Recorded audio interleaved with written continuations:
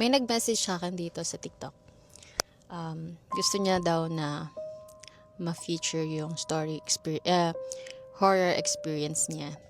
Sa mga gusto pa din na mag-share ng stories nila, horror experience nila, don't hesitate na mag-message sa akin dito sa TikTok. Babasahin ko yan. Anyway, punta na tayo dun sa message niya. Babasahin ko na. Pwede po mag-request, pwede mo pa i-story yung experience ko. So, ito sabi niya. Around 9 ng gabi, galing kami ni Mama sa SM habang pauwi na kami. Huminto muna si Mama sa BDO para mag-withdraw ng pera. Kaya iniwan niya muna ako sa loob ng sasakyan mag-isa. Habang naghihintay, nanood ako ng TikTok sa iPad ko. Dumaan sa feed ko ang isang podcast ni Direk Luna na tungkol sa mga nakakatakot na kwento. Natakot na ako sa kwento mismo, pero biglang bumigat ang pakiramdam ko. Parang may kasama ako sa loob ng kotse, kahit ako lang naman dapat ang nandoon. Nang lumingon ako, may nakita akong isang babae. Bigla akong kinalabutan sa buong katawan. Dali-dali kong pinatay ang iPad at taimtim na nagdasal para kumalma at maging ligtas. Maya-maya pa, dumating na si Mama. Napansin niyang namumutla ako. Pero hindi ko sinabi sa kanya ang totoong dahilan at ang nakita ko. Itinuloy na namin ang biyahe pa uwi.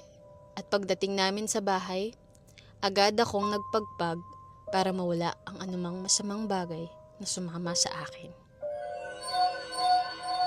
So, yun yung experience niya. Akala ko normal na horror experience niya lang, ganyan. Not until nabasa ko yung nag-watch siya sa TikTok at napanood niya yung isa sa mga content ko doon. Actually, doon sa mga comments na yon, ang dami din nagsasabi na iba yung pakiramdam, iba daw yung aura ko doon, ganyan. Parang napitin nga daw talaga, ganyan.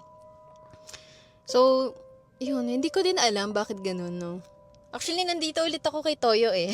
Si Toyo. And, so far, wala naman din na nangyayari. And, guys, nandito na din yung Saint Benedict Medallion. Madami nagko-comment din na, yun nga, magsuot daw ako ng ganyan. So, dito ko na sinilagay sa kay Toyo. Kasi nga, dito rin nakakita ng time na yun, si Rika. And then, si yung nag-share ng story niya.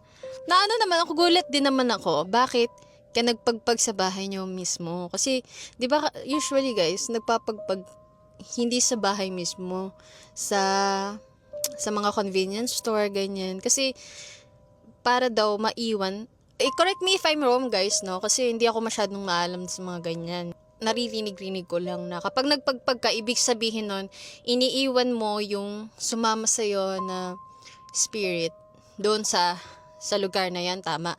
So, kung nagpagpag ka sa bahay nyo, wala din. Nandyan pa din. Kasama mo pa rin yung babaeng nakita mo. So, ano ba sa tingin nyo ang pwedeng gawin nung tao na nag-share nitong horror experience niya, guys? Para yung naisama niyang spirit, alam mo yun, medyo worried lang din ako, no?